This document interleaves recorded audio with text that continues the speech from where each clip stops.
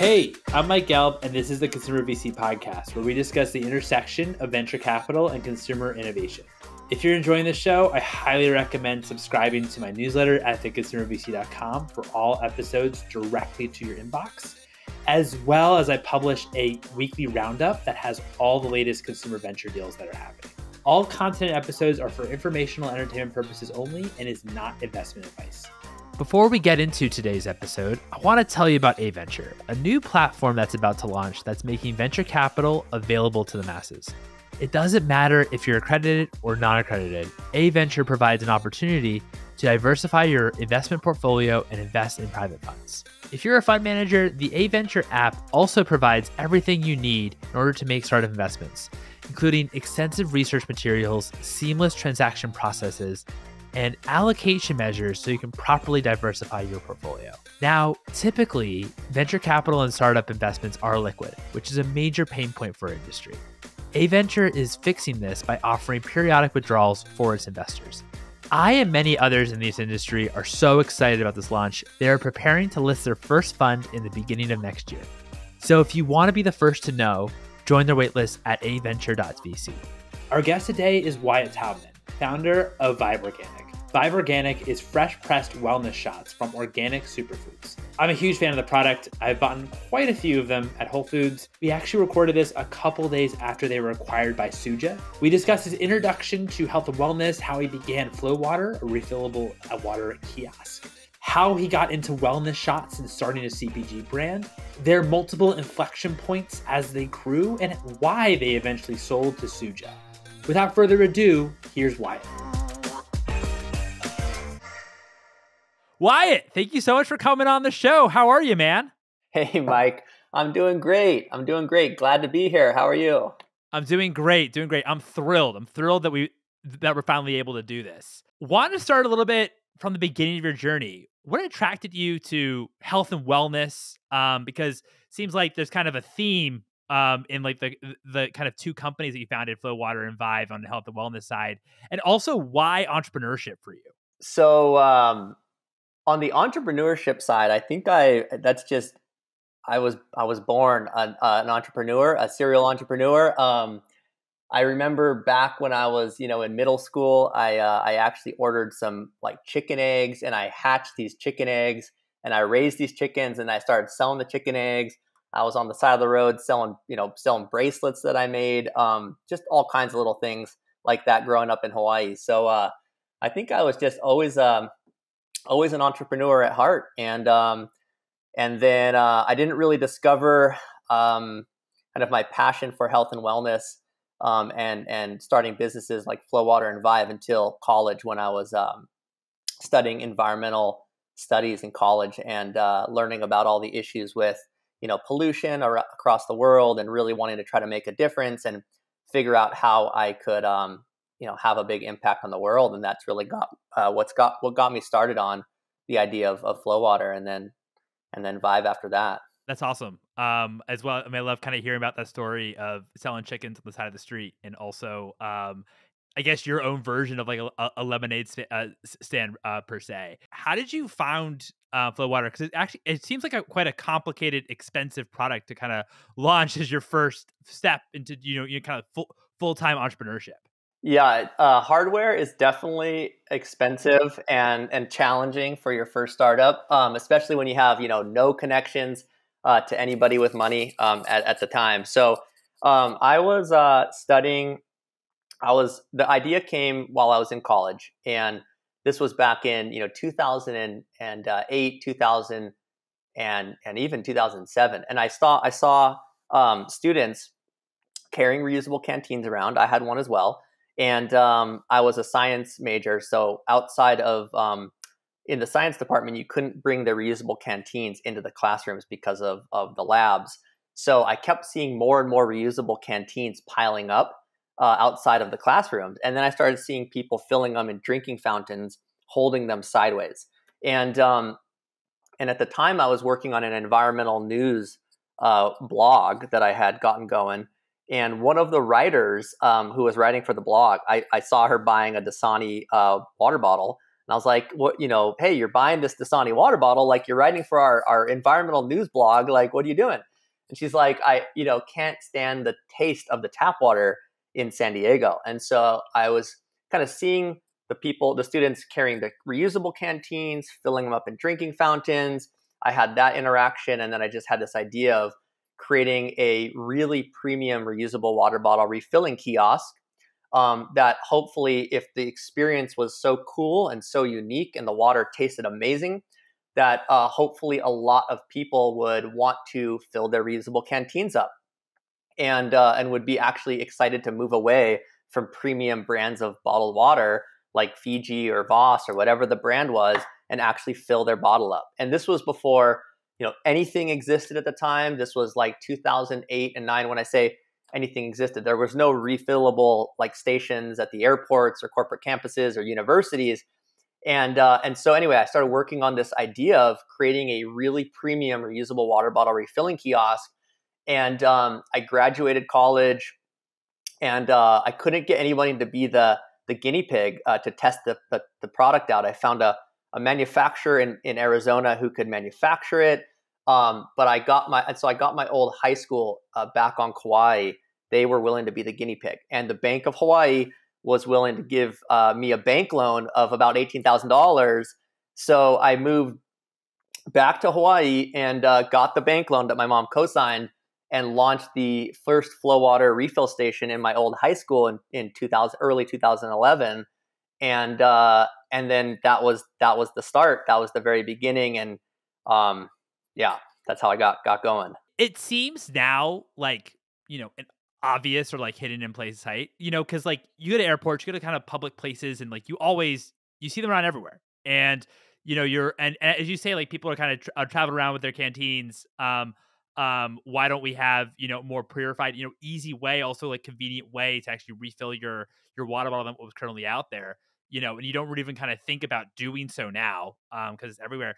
Once you kind of have like that kind of proof of concept and in Hawaii, was it pretty, what did it become? And you kind of had that gift of like, of the Bank of Hawaii being able to kind of back you and give you some money. When you started approaching investors, was it kind of obvious, or what was kind of like more proof that they kind of needed? Fortunately, that first machine made money. So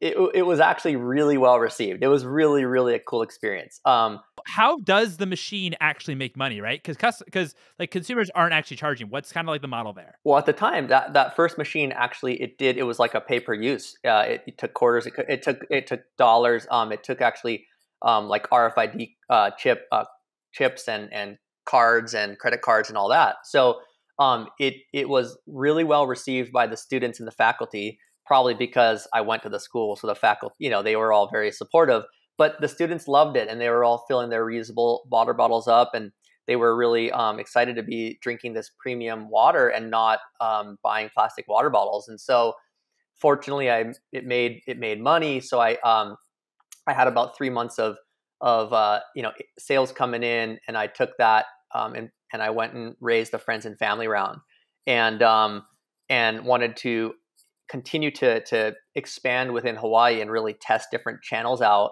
and get a sense of whether it could work, outside of my old high school and work at the university or convenience stores or shopping centers and all types of different locations, to see how big of a potential total addressable market there might be, within Hawaii, but then of course eventually broader and across the entire U.S. And so I worked to raise a friends and family round of about $120,000.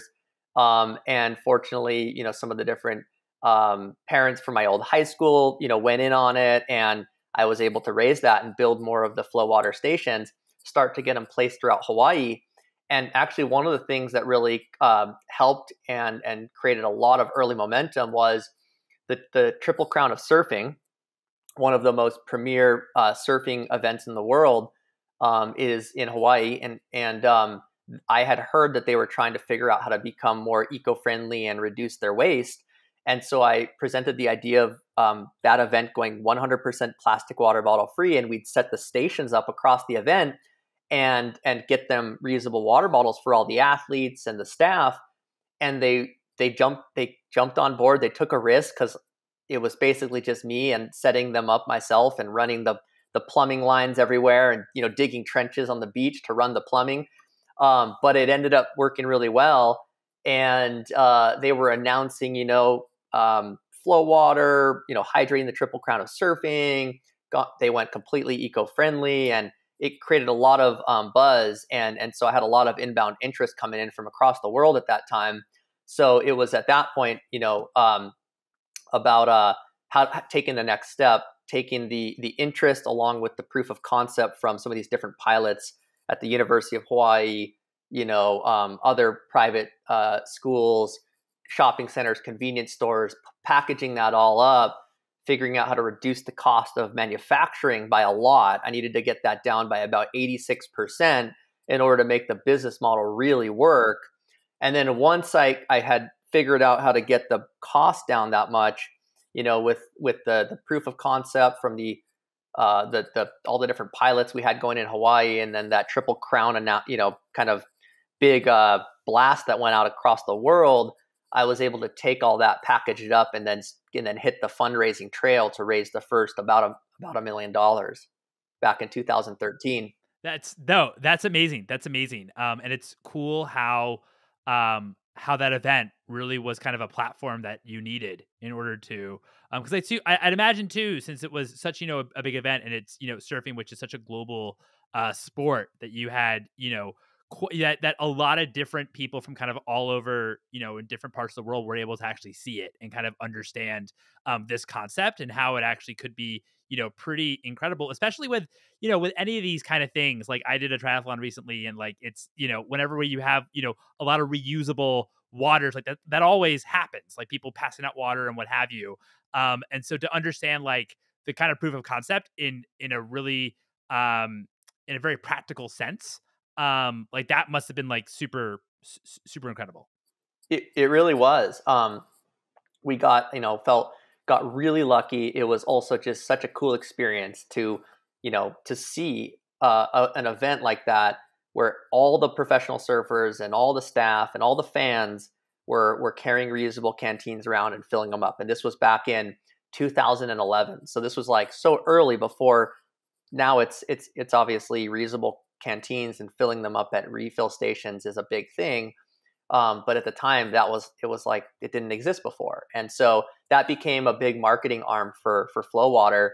We ended up hydrating, you know, lots of large fitness events across the country, lots of like large music festivals, Outside Lands, Coachella, you know, massive music festivals across the country would get the Flow Water refill stations over time. And that became a big thing. That's awesome. That's awesome. So what led you to, I guess, fast forwarding a little bit, what kind of led you to leaving Flow Water, and what kind of got you interested or curious about wellness shots, and what eventually led to Vive?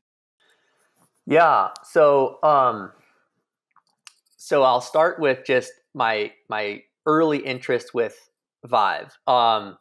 So going back to, I grew up in Hawaii, 18 years on the North Shore of Kauai in Kilauea.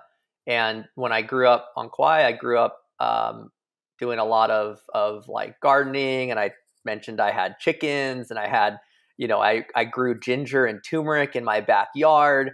So I was already, I was pretty big into, those types of superfoods from like an early age. I just believed in those types of the powerful, beneficial, attributes of those types of eating healthy and living a healthy lifestyle like that. So I was a, big I surfed a lot, surfed every day. And so I had an experience in January of 2014. Flow Water was hydrating a large fitness event in Florida, and I was out there for that. And I had been working, 24/7 for Flow Water. And I was walking around all the vendors for this fitness event, and I was feeling pretty funky, kind of getting sick, low energy. And I came across a ginger turmeric shot on ice at this little local vendor, booth. And I had never experienced anything like it before. I had never seen anything like it before. And I've always been a big fan of healthy drinks, healthy beverages ever since I discovered Whole Foods when I moved off Hawaii to go to college. I would be like, just blown away by all these really healthy beverages and drinks when I'd walk into their store. But I never saw anything like a concentrated, super powerful, but fresh little 2-ounce shot of ginger and turmeric and these superfoods that I really felt make a difference for people's energy and vitality and life. And so I thought, this is such a cool concept. This could be everywhere. Like, we all have experienced 5-hour energy, and that's everywhere. So why can't this be everywhere? And this could really do a lot of good for people. So I got excited about the concept, but I was still full-time at Flowwater. And a year prior to that experience, I had, when I was raising our seed round, connected with somebody who I ended up bringing into Flowwater. And he joined Flowwater as the CEO at the time. Flowwater was my first ever, venture, and I had been doing everything by myself at that point. So I thought it would be a good idea to partner up with someone who had a lot more experience than I did at the time. So he joined as CEO back in middle of 2013, and so we worked together for the next several years. But by middle of 2015, it was really time for me to, take everything that I had learned working at Flowwater and go start my own next venture, and do it myself as CEO for the entire thing. So I took this really cool experience I had with the wellness shots from years prior, and I looked back into the idea of Vive, and I spent a couple months of doing diligence, and I just saw so many different trend indicators that made me think, like, this is really going to blow up, and I really want to spend my time in this area. No, that's really cool. With your decision, as you say, from Flowwater, you were obviously founder, CEO, and then you decided to step down as CEO and bring someone into CEO. But you knew that kind of the next company you started, you kind of wanted to kind of take it all the way, or be the CEO until an event happens, which we'll get to. But why, there's some entrepreneurs that just love to kind of build from 0 to 1, right? And then, like, that's kind of their thing. And then stop, and then, go back to starting another company and kind of incubating a company or what have you, and build it from 0 to 1. How do you think about, like, almost like your, like, realm of talents, and why you wanted to kind of build, like, be CEO, at least when you're thinking about this next opportunity, which ultimately became Vive, but actually knew that you never actually along this way wanted to hire a CEO like you did previously? I just really wanted to experience what it was like to go through the process of growing, a company from the very start all the way to where we've gotten Vive. And you don't really know you don't know what you don't know. I didn't know if I would love that experience more, or if I would love the earliest days more. I didn't really know what part of it that I would love the most. And so I really just wanted to have that experience, and I wanted to learn what it was like. And I am someone who just really enjoys lots of kind of new experiences and learning a lot. And so it was like a continual, endless learning journey through, for the last 7 years. And that was awesome. So that was really kind of it. Is just like, I really wanted to experience what it was like to build something from the ground floor, from scratch, scale it, to the size that we've scaled Vive.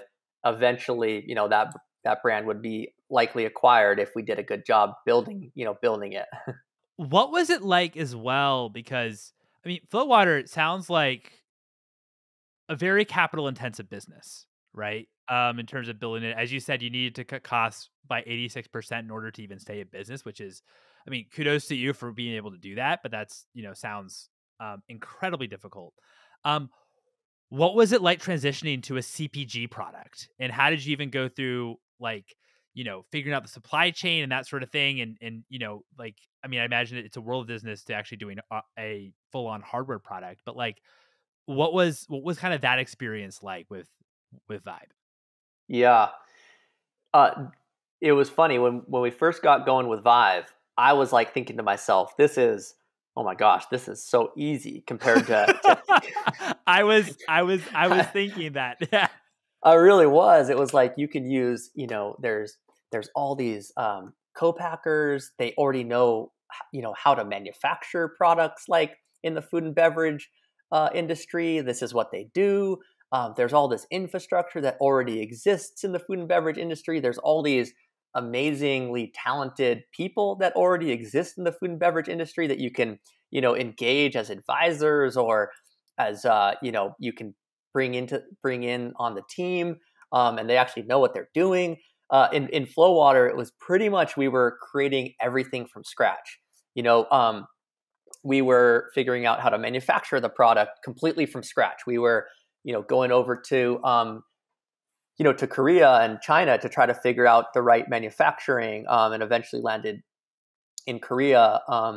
And trying to build up the infrastructure to service the equipment across the country, and all of that. And so very capital intensive, building process and structure and infrastructure completely from scratch the entire time. And that just took a lot of work. And then I came to Vive, and I was like, oh my gosh, all of this already exists. This is amazing. Of course, we needed to figure out how to create the product and develop the right flavor profile and the right ingredients, and working with our team of integrative medicine doctors that we brought in and all of that type of stuff. But once we did that, there was all of these existing kind of support services that that were already part of the ecosystem and part of the industry that we could tap into. And that helped us go that much faster. And it was awesome. It's quite, at this point, pretty robust when it comes to, the co-manufacturing businesses for, CPG product lines, where I'd imagine when you're trying to build like a whole new hardware product, that is incredibly difficult, because you're obviously working maybe a lot more one-on-one, hands-on with like the manufacturer in terms of trying to get what your vision is. Where in this scenario, you're creating the formulas yourself, and then you're able to kind of mention that to the manufacturers, and they kind of have a lot more understanding of what they kind of need to do in order to make a product. How did you approach this as well for Vive on the brand side too? Like, how did you think about where like your old brand positioning, where you thought you were in the market, and as well as like maybe your initial sales distribution channel, or like what was like the ideal sales distribution channel for you? On the brand side, I think with probably many companies, or at least for me, I'm a very big product person. So with Flow Water, it was very much the product, and the experience that someone had with the product, and that's what I was so focused on.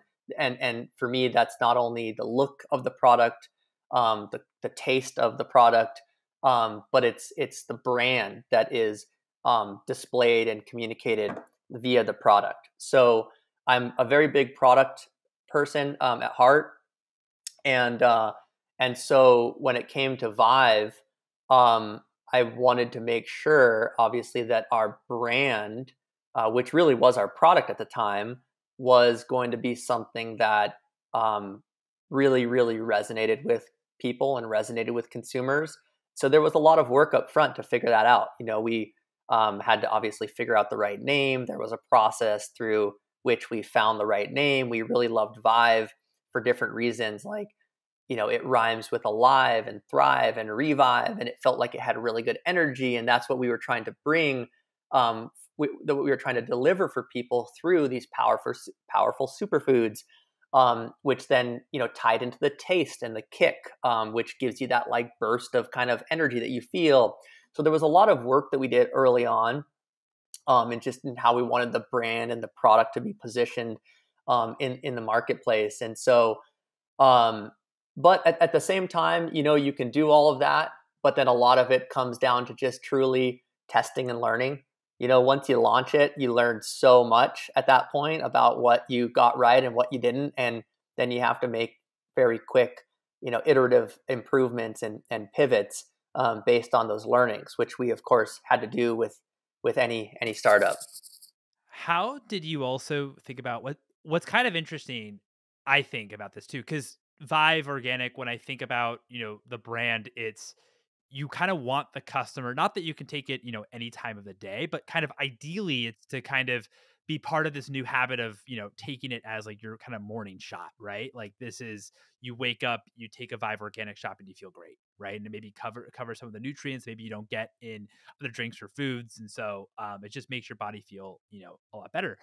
And it's interesting because I've had on, Chris from AG1, and I've had on Yanni from Lemon Perfect, and very different products, right?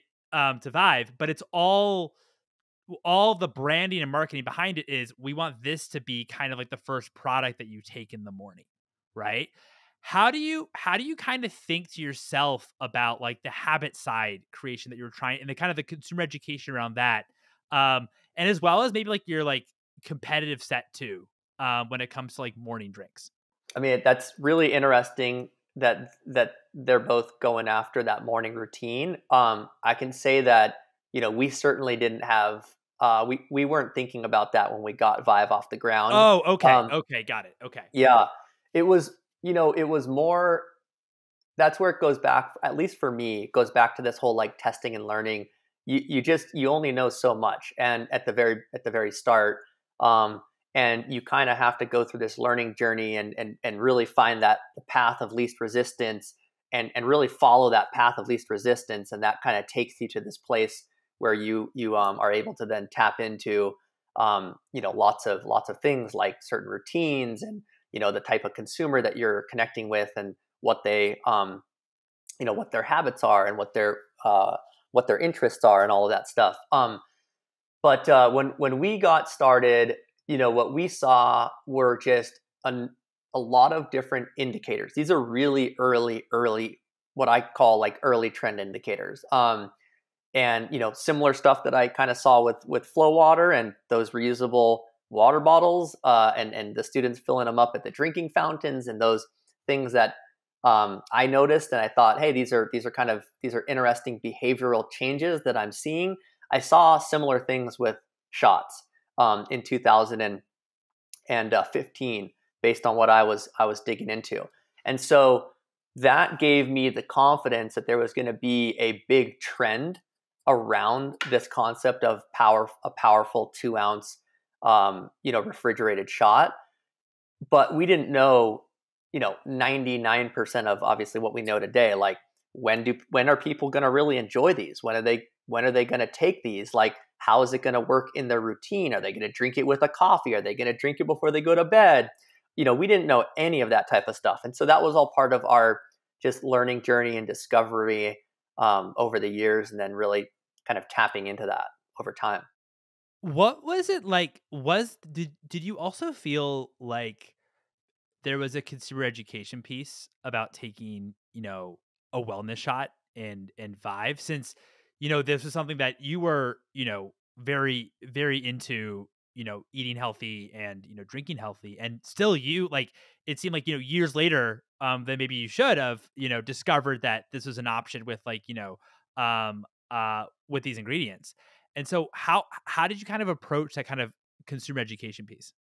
Yeah, we did do a ton of demos early on. I mean, it was Kyle, JR, and I, my two co-founders, who I got, who are just amazing people, amazing humans, so talented. I got so lucky with partnering with them on Vive. Um, and so in the beginning, I mean, we were doing demos like every day, like all the time in the handful of stores that we had launched into. And then eventually we launched into Whole Foods in Southern California, and we were cranking out demos with, us three, but then we at that point had some other team members that had joined. So that was like a lot of early consumer education, but also going back to that learning, that was like where we were learning so much about what the consumers were liking about our shots or what they weren't liking about our shots, the packaging, the flavor, the kick, all that stuff. But part of it, and what has made Vive successful, is and it's funny because it's probably it's the only area that I know at this point is I've now had a chance to start two businesses in which there is a kind of groundswell of momentum that helps to carry the brands forward. Like there is a consumer behavioral shift that's taking place, and we are at the early end of that spectrum, and it helps to really carry the brand and propel it forward. One of our investors in Flow Water, he was the founder of Tetris, and he told me early on in Flow Water, starting a business like Flow Water is like surfing. He lives in Hawaii as well, and he's like, it's like surfing. You don't want to be paddling, too far out in front of the wave, because the wave won't have caught up to you yet, and it won't be picking you up and really moving you forward. But you also don't want to start paddling for the wave once that wave has passed you, because then you're just paddling and paddling. It's a ton of work. So you got to time it. You have to time it right. And that's obviously not very easy to time it right. But fortunately with Vive, we did. And there was this really like big just category growth that took place over the next 7 years. I don't really know how to start a business in which the category is already like completely built out, like the water category. Like I'd be pretty nervous, I think, starting a business in the water category, because it's already so built out. I don't know if I would know where to start. So I kind of, for me, have to see those trends and then get going. So you'd be nervous of starting a liquid death of today, right? I think I would. Yeah. Bravo. Kudos to them for building such a great brand. Yes. Got it. Yeah, no. How that also makes a lot of sense. I mean, that's like the key to it, right? Getting like the actual timing right with the market. And it's easy to say in 2020 that it worked or it didn't work, right? Like, oh, the timing wasn't right, I was too early, or I was too late. But in those kind of moments, it's really hard to tell if you're kind of right on time. Just like, as you say, like just like surfing, really hard to like catch the wave and kind of get that, perfect timing. It takes, years to actually master. Yeah, I love that analogy. How did you approach as well, like your sales channels and like convincing retailers to actually carry Vive? Yeah. That was a pretty tricky one, given we had this little 2-ounce shot that was sitting next to kombucha or 16-ounce juices at the time, and this wasn't a category when we were getting started. There were really very few other shot brands, kind of getting going at the same time. So what we did was, we launched our first ever account was Erewhon in Southern California and Lazy Acres. Fortunately, as I mentioned, our timing was right. We had the right product market fit. So the product, fortunately, just flew off the shelf, along with we did a lot of demos there, but it fortunately flew off the shelf.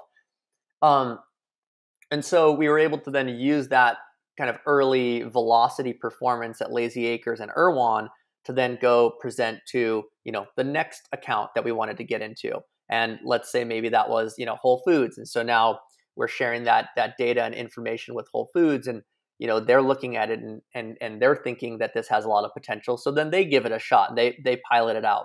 And then, that's maybe 5 stores in Southern California, and they see the performance of those 5 stores.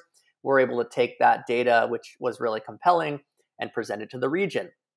And then, eventually present it to, global. And that was slowly the build within maybe the natural channel. Now, in the conventional channel, it was similar, but it just took a lot of convincing through data. We had to get our foot in the door.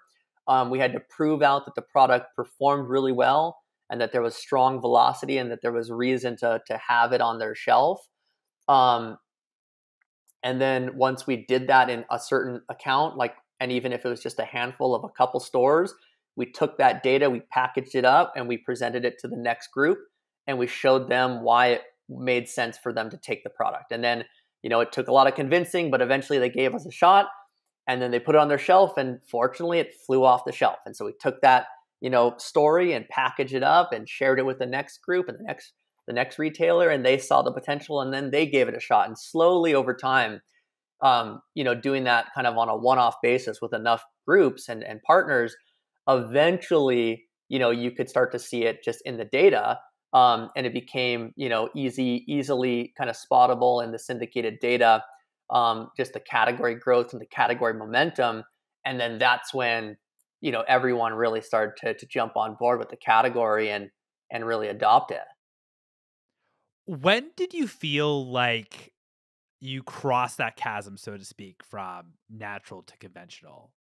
Because when I talk to investors, for example, that invest in primarily in food and beverage companies, they say like our sweet spot is to kind of take a brand that maybe is performing or could be a premium a product better for your product that's in the natural channels, and actually be able to kind of scale that where it actually would work in conventional, right? Which totally makes sense on paper, totally makes sense. Like that's like the opportunity, right? But for you, when was kind of the feeling that it actually was working in conventional and that you kind of crossed that chasm, so to speak?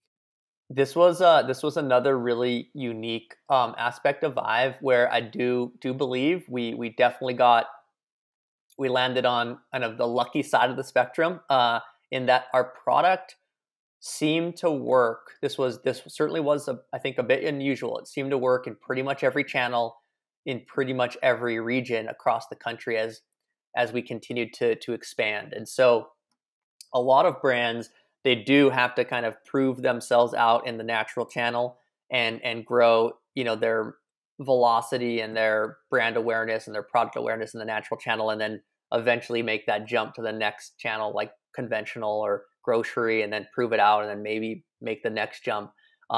Though at this point, there is becoming probably more overlap across all channels, I'd imagine, than there has really been in the past, where there were more like your hardcore natural consumers. There still are, but maybe they don't kind of ever cross over into, conventional or mass or club. But now there definitely is more crossover. Fortunately for Vive, when we launched, we launched in that early Erewhon and Lazy Acres, and we proved that the product could work and it performed well, and we could manufacture it and all of that stuff.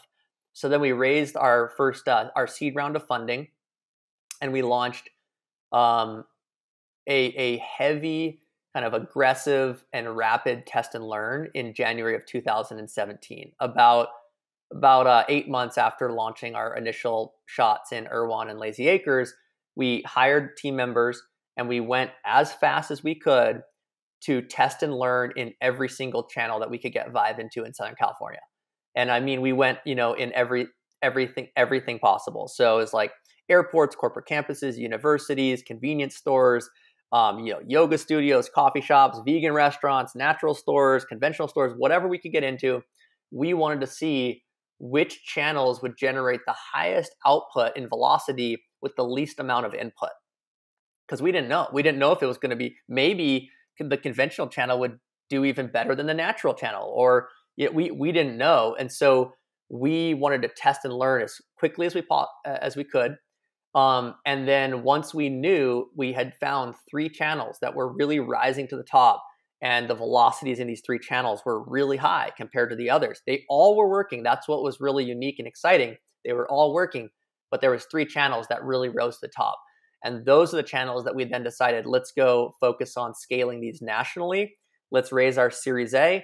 Let's throw gas on the fire. Let's go fast in these channels across the country, these 3 channels across the country. And let's be first mover in these 3 channels across the country. Let's win in these. And then from there, we'll continue to branch out into other channels. What was it like as well? Because this is kind of your second rodeo when it comes to raising money, right? You raised a bit of money with Flow Water. What was it like this time around that was different to Flow Water, and how did you kind of pick and choose, or were you able to pick and choose your investors, and kind of how did you run that whole process? Yeah, yep. Just, it was another huge learning experience. Flow Water was kind of in between the food and beverage space. It was on the one hand like a branded water, but on the other hand, it was like hardware. And because it was kind of living in the middle of these two worlds, there wasn't a clear group of investors that we could really target. And so that actually made it harder to raise capital for Flow Water. There wasn't like all the VCs that exist within the food and beverage ecosystem. So with Flow Water, it was a total learning experience. I raised a $18,600 bank loan. Then it was about $120,000 friends and family round. Then some additional loans from that group. Then a $950,000 round from the Tech Coast Angels and the Hawaii Angels. And then we raised a seed round from Series A from Super Angels, and then eventually a Series B from venture capital. And with Vive, so we really had in Flow Water, we had to use a lot of angel investors, and then we went the Super Angel route for our Series A because we didn't have VCs that were coming in for our Series A at Flow Water. But for Vive, there is a much larger ecosystem of angels and VCs and private equity group that are very heavily focused on food and beverage and CPG. So that definitely made it a lot easier to connect with all these great people and to share with them what we were up to, get their advice, get their feedback, get their perspective on, how we should think about our business, because they all have, seen so many different businesses, perform well, but also fail. So we were able to get lots of feedback and advice from them. And it was really just about, building the relationships with all these different great people in the industry. From the very early days of Vive, the one thing that obviously helped us tremendously was I had the experience with Flow Water. So I was able to use all of those investors to raise our first round of funding. So they all, supported Vive and funded our friends and family round, which before we had a product developed. And then when it came to raising our seed round, a lot of them contributed as well. But at that point, we ended up finding a VC who funded the majority of the seed round. And then we had more angel investors for our bridge round to get to a Series A because we were still a little early from a net sales perspective. And then we raised our Series A and Power Plant led that. And some other really great groups like Blueberry Ventures came in, and Cambridge companies, SPG, came in, Phillip. And then we eventually raised our Series B from Monogram later on in 2020. Amazing. No, and I appreciate you sharing that process as well, and maybe some of like the differences between when you kind of Flow Water and how that came up versus Vive. Kiva on Twitter, I mentioned on Twitter that we're going to be chatting, and Kiva Dickinson responded. I said, what question should we ask Wyatt? And Kiva says, ask him about carrying his cooler around the trade shows in the beginning. Biggest hustler there is, GOAT. How did you approach trade shows from the beginning, and maybe what's some of your advice for doing it when it comes to Vive? That so in the early days, it was we needed to get our product in front of every person that we possibly could. Especially, my job was very much make sure we had all the capital that we needed to scale the business, and that we were always having an oversubscribed round of funding at every round. And so that meant I needed to be connecting with all the right people. So I went everywhere I went, wherever it was, I brought my cooler with me that had Vive shots in it. And I brought my iPad that had our pitch deck on it because I didn't know who I was going to be interacting with, whether it was the bar, and it was after the trade show at the bar. I had my cooler in my iPad in case I had to pull it out. That's actually how we got one of our investors and board members, Bill Moses. I met him. It was an after event. And I, walked up to him and, had the cooler and had the iPad and kind of pitched him right there at the bar. And then that started our initial kind of connection and conversation. And then eventually he joined our board and invested. So I guess just always be ready to, get in front of the right people and make sure that you're just on it all the time, is what we had to do with Vive from pretty much the first day. Cool. No, I I appreciate that because, it's always hard, right? Because you're in there with, hundreds, if not thousands of brands, all try to do the same thing. So it's all about how to actually, are you able to kind of stand out and always be prepared to kind of have that conversation, maybe with a buyer that you've been trying to get into, or, an investor that you've been meaning to meet that then is interested. Like, you kind of always, I'd imagine it's pretty stressful because you always kind of have to be, kind of on it and, focused. So yeah, no, I really appreciate those thoughts. So recently, very recently, you sold, Vive sold to Suja. Walk me through how that actual process came about, why you decided that Suja was kind of the right fit, and just your thoughts around the sale. Yeah, yep. So Suja acquired Vive, which was last 30 days or so. So big announcement there. Super exciting for us. And the partnership going forward, the Suja team is just a great group of people that we are getting to work with. So it's been awesome. And so it really started late last year.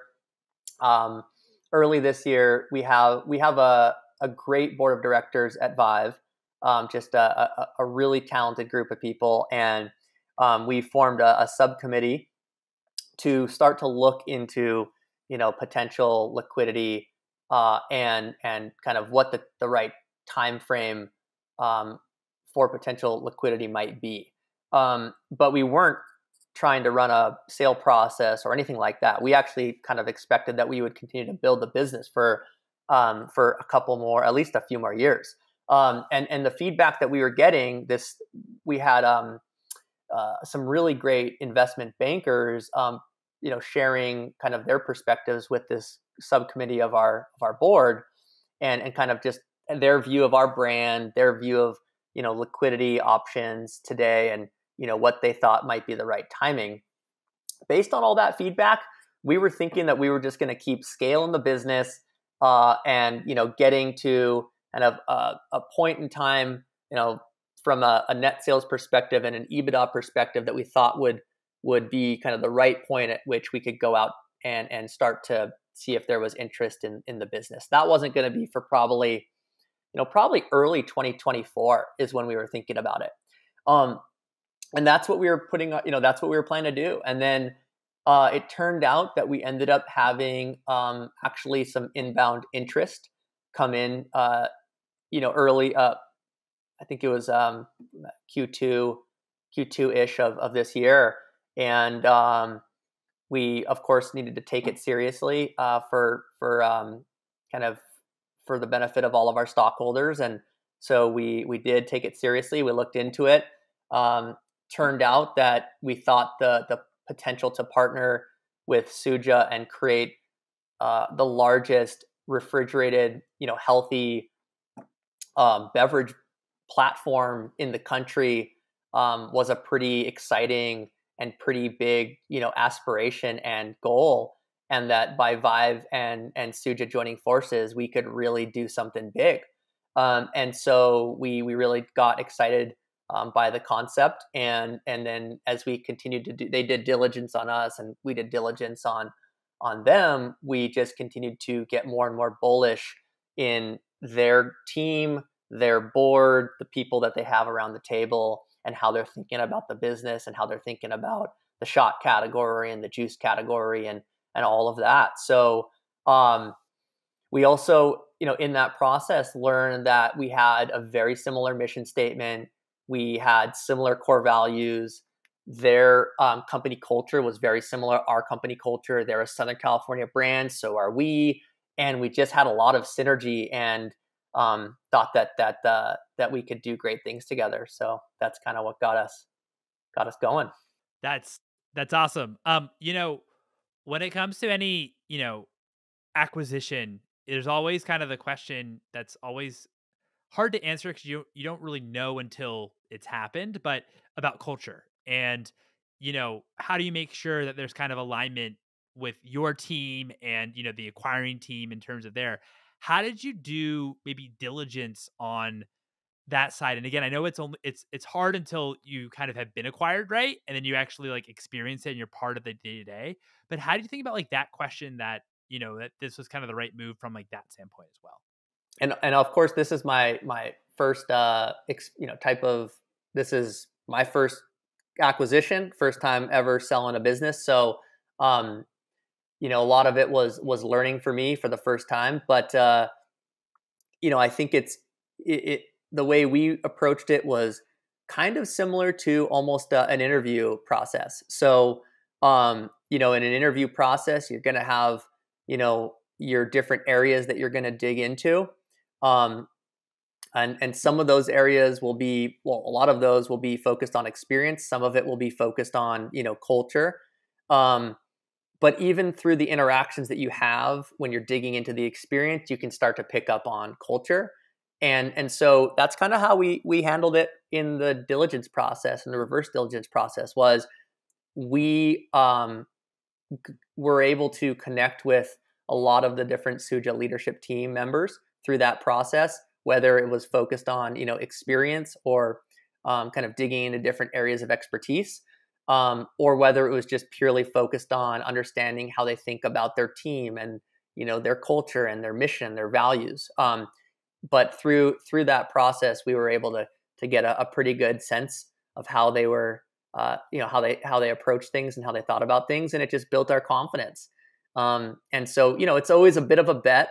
It's always, you can't be 100% confident, even when you hire, you spend all this time on a hiring process. You can't be 100% confident that you're hiring the right person, but you can get your confidence level pretty high.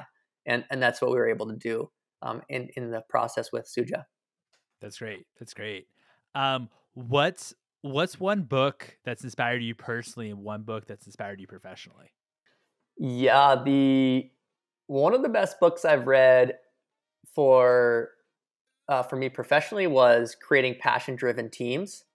So that is a book that Kyle, JR, and I, our other two co-founders, we all read at the start of Vive, and we've reread it multiple times. And we had a book review on it, at the very beginning of Vive when we were working to get our culture, and really get all of that foundational stuff established. And then ever since, every team member that has joined Vive, we've had them within the first 2 months of them joining, they received the book and we asked them to read it. And then we end up having a little, hour session with them to go through like anything that they thought was interesting or, cool about stuff that was discussed in the book. So that's an awesome book. It really, like, for me, covers pretty much everything that you'd want to know and think about when trying to create the best team and culture as possible. Wyatt, this has been so much fun chatting. Thank you so much for your time. Thank you, Mike. Appreciate it. There you have it. It was awesome chatting with Wyatt. I hope you all enjoyed listening. Again, I highly recommend you subscribing to my newsletter at theconsumervc.com, where you'll get all episodes to your inbox and a weekly roundup of all the consumer venture capital deals that are happening. Thanks for listening, folks.